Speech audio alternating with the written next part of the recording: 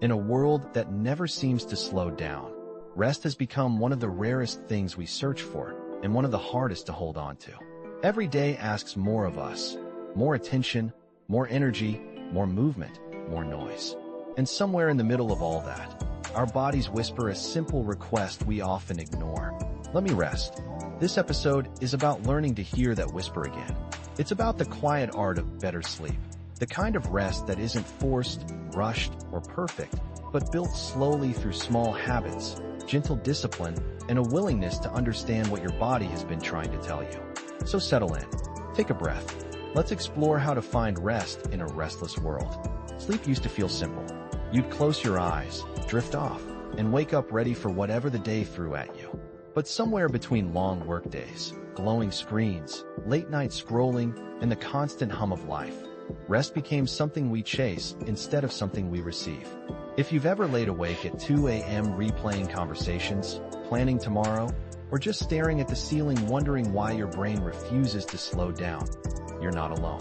Good sleep isn't just a luxury, it's a foundation. And like any foundation, it needs care, intention, and a little bit of structure. And then there are those nights where you're exhausted, truly tired, but your mind decides to run a marathon anyway. You close your eyes, hoping for rest, and suddenly you've gone down 100 rabbit holes. One thought leads to another, then another, until you're mentally solving problems that don't even exist yet. You're tired, but you can't sleep. Your body wants rest, but your brain is still wide awake, flipping through memories, worries, and random ideas like a never-ending slideshow. Why sleep feels harder now? We live in a world that never shuts off. Notifications, news, endless content. It's all designed to keep us awake and engaged. Even when we're exhausted, our minds stay wired. Add stress, travel, irregular schedules, or late-night caffeine, and suddenly sleep becomes a puzzle with missing pieces. And sometimes the worries aren't loud or dramatic. They're vague, shapeless, floating in the background like static. Other nights, they're painfully real. How am I going to pay rent or the mortgage? What if I don't finish that report? What if I fall behind on my projects? How am I supposed to catch up? These aren't imaginary fears.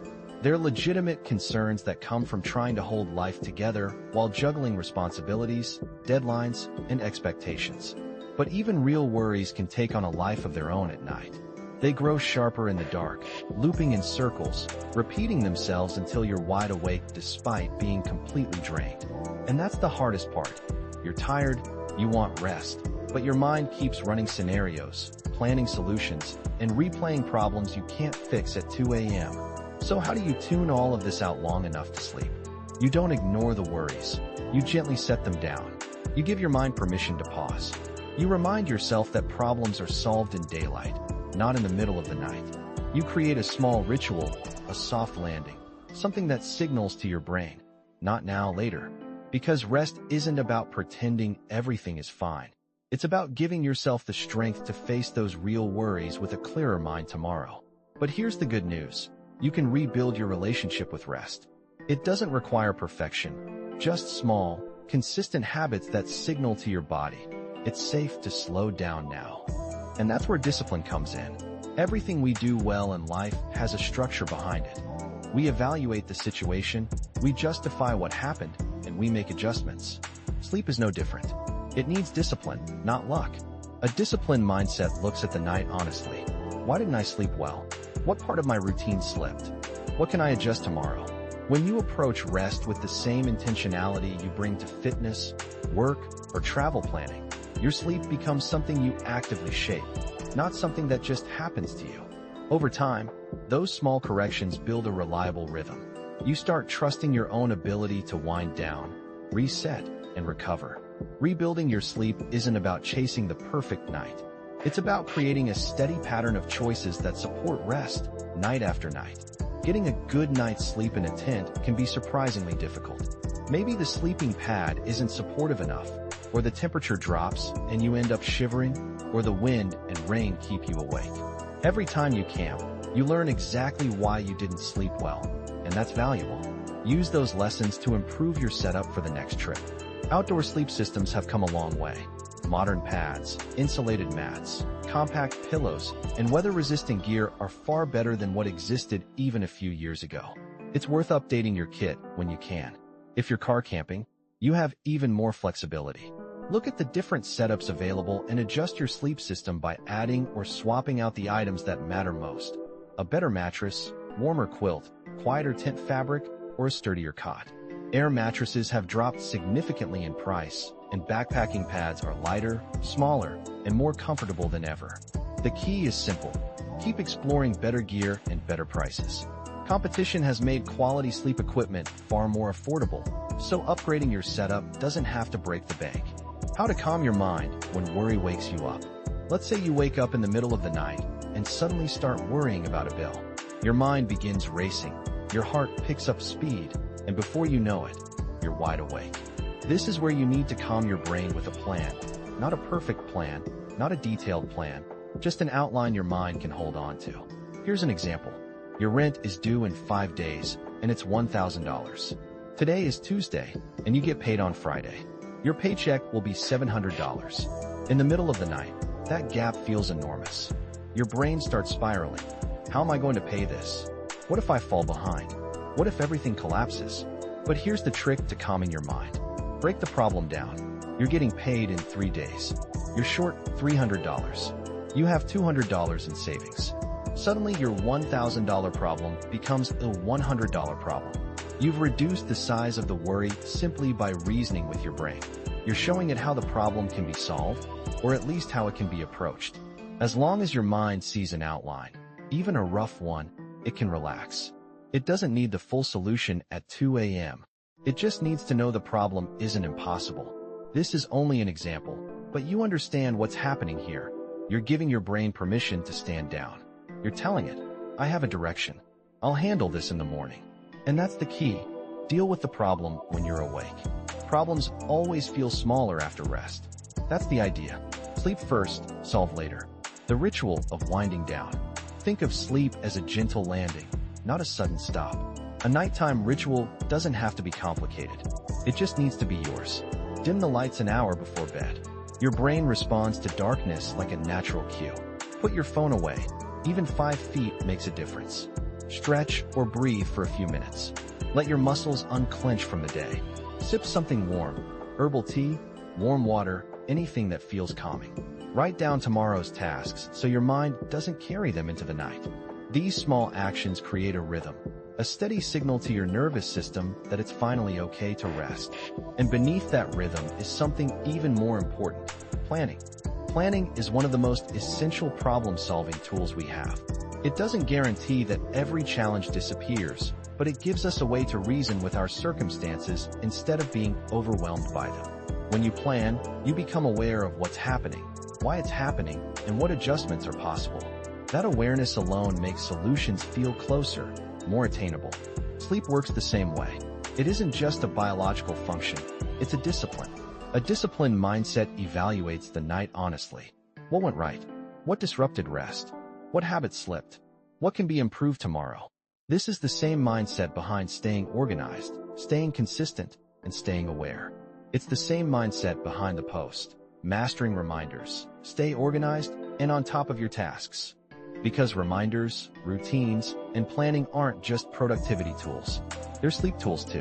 When you treat rest with the same intentionality you bring to your goals, your travel planning, your road trip organization, or your daily habits, you stop seeing sleep as something random. You start seeing it as a practice, something you shape, refine, and strengthen over time. Discipline doesn't make sleep perfect. It makes sleep possible. Your sleep environment matters. Your bedroom should feel like a sanctuary, not a storage room, not an office, not a second living space. For me, sleep is a non-negotiable item in my life. At work, whenever I was asked to do something that pushed into my rest time, I refused, not in a way that risked my job, but in a way that made it clear that sleep was a constant in my life.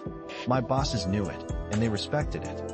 You have to be serious about the idea that sleep is important. Once you truly believe that, you start building your days around it instead of squeezing it in as an afterthought. That means your devices have to respect your sleep too. Phone, TV, computer, tablet, all of them need to know when it's downtime. Mine are completely blocked during my sleep schedule. No notifications, no buzzing, no glowing screens pulling me back into the world when I'm trying to disconnect. I sleep with my watch, and it sleeps when I sleep. It monitors my rest for health, nothing more. Every morning I get a score, and I study it, not obsessively, but intentionally, to understand what happened, what improved, and what needs adjusting. Once you put these boundaries in place, once your environment and your habits line up with your intention, you're set. Sleep stops being a battle and becomes a rhythm, a ritual, a promise you keep to yourself every night. Keep it cool, keep it dark, keep it quiet, or use soft white noise. Invest in a pillow that actually supports your neck. Keep your bed for sleep, not scrolling. When your environment supports rest, your body follows. When you still can't sleep, build a routine that teaches your body to rest. Sometimes, even after doing everything right, sleep still doesn't come easily. When that happens, the answer isn't to force it. It's to build a routine that gently trains your body and mind to expect rest. Start with your days. Create a rhythm that naturally leads towards sleep at night. Stay active, move your body, and keep yourself engaged. A long walk, a workout, or simply staying busy throughout the day helps your system understand the difference between daytime energy and nighttime calm. Avoid long afternoon naps, long stretches of sitting, or anything that throws off your internal clock. The goal isn't to exhaust yourself, it's to give your body a clear pattern. When you stay consistently active during the day, your brain begins to recognize that nighttime is for recovery. Do this for a week, or even 2, and you'll start to feel the shift. Your evenings become quieter, your mind slows down more easily, and your body begins to welcome sleep instead of fighting it. Once that routine settles in, sleep becomes natural, not forced, not chased, simply part of the rhythm you've created. And that rhythm becomes the foundation you rely on every night. Age isn't the reason you're not sleeping. Often we think we don't get a full night of sleep because we're older, that waking up to pee or tossing around at night is just part of aging. But age has nothing to do with how a healthy person sleeps. If you're dealing with sickness, chronic pain, or recovering from an accident, that's understandable. But if you're generally healthy, listen closely. Good sleep starts long before you close your eyes. It begins with preparation. Tune down your electronics. Let your phone, TV, computer, and tablet wind down before you do. Avoid caffeinated drinks, soda, coffee, tea, especially late in the evening. If you enjoy them, keep it early. Drink your water throughout the day and only in moderation before bed. Don't take on activities that will keep your mind racing when you're supposed to be slowing down. Go pee one last time before turning the lights off. Don't eat foods that trigger heartburn. If you sweat at night, use a light blanket and avoid heavy pajamas that trap heat. Anything that can disturb your sleep should be addressed. Set your alarms correctly so you don't get jolted awake by an unintended early alert. Keep your room dark. Even the tiny lights from chargers, computers, or screens can interrupt your rest. If your computer runs updates, schedule them during the day. Use dark curtains to block outside light and create a true sleep environment. Sleep isn't about age. It's about intention, preparation, and protecting the space where rest happens. When you treat sleep like something sacred, your body responds in kind. What happens when you don't sleep? We often underestimate what a lack of sleep does to the body. Missing rest isn't just feeling tired the next day. It affects your entire system. When you don't sleep, your body goes into a kind of quiet stress mode, and over time that stress shows up in your health. One of the first things people notice is weight gain. When you're sleep deprived, your hormones shift. The ones that control hunger and fullness get out of balance, making you crave more food, especially sugar and carbs. Your body also stores fat differently when it's tired, which makes maintaining a healthy weight harder. Then there's heart health. Poor sleep can raise your blood pressure, increase inflammation, and make your heart work harder than it needs to. Over months and years, that adds up. Your heart needs rest just as much as your mind does. And it doesn't stop there. Lack of sleep affects your mood, your focus, your immune system, your ability to handle stress, and even how well you make decisions. Everything becomes just a little harder. The point isn't to scare you. It's to remind you that sleep is not optional. It's a core part of your health. When you protect your sleep, you're protecting your body, your mind, and your future. That's why building routines, setting boundaries, and treating sleep as non-negotiable matters so much. Rest isn't a luxury. It's a necessity. Stages of sleep. Sleep isn't just on or off. It moves through a series of stages, each one doing something different for your body and mind. When you understand these stages, you start to see why protecting your sleep matters so much, and why even small disruptions can throw off your entire night. Stage 1. Light sleep, N1. This is the doorway, the gentle drift from wakefulness into rest. Your breathing slows, your muscles relax, and your brain begins to disconnect from the outside world. It's easy to wake up here, but it's also where your body starts the process of shutting down for the night. Stage 2. Deeper light sleep, N2. Your heart rate drops, your temperature lowers, and your brain waves become more organized. This stage makes up the largest portion of your sleep. It's where your body begins real recovery, sorting information and preparing for deeper rest. Stage 3. Deep sleep, N3. This is the heavy, restorative sleep, the kind you feel in your bones. Your body repairs tissue, strengthens your immune system, and resets your physical energy. Waking up from deep sleep can feel disorienting because your brain is in full recovery mode. This stage is essential for feeling refreshed. REM sleep, dream sleep. Your brain becomes active again, almost as if you're awake, but your body stays still. This is where dreaming happens. REM sleep helps with memory, creativity, emotional processing, and problem solving. It's the stage that helps you wake up with clarity instead of chaos. If you have an iPhone, go into Settings and explore the Sleep section. Then open the Health app and set your sleep schedule, your bedtime, your wake-up time, and your downtime. The more you learn about these tools, the more in tune you become with your own rhythms. You have to normalize your sleep regardless of your work schedule. For me, sleep is non-negotiable. At work, whenever something threatened that boundary, I pushed back, respectfully, professionally, but firmly. Over time, my bosses understood that sleep was a constant in my life, and they respected it. Talk to them. Your devices should respect it too. Your phone, TV, computer, and tablet all need to be set for downtime and completely blocked during your sleep window.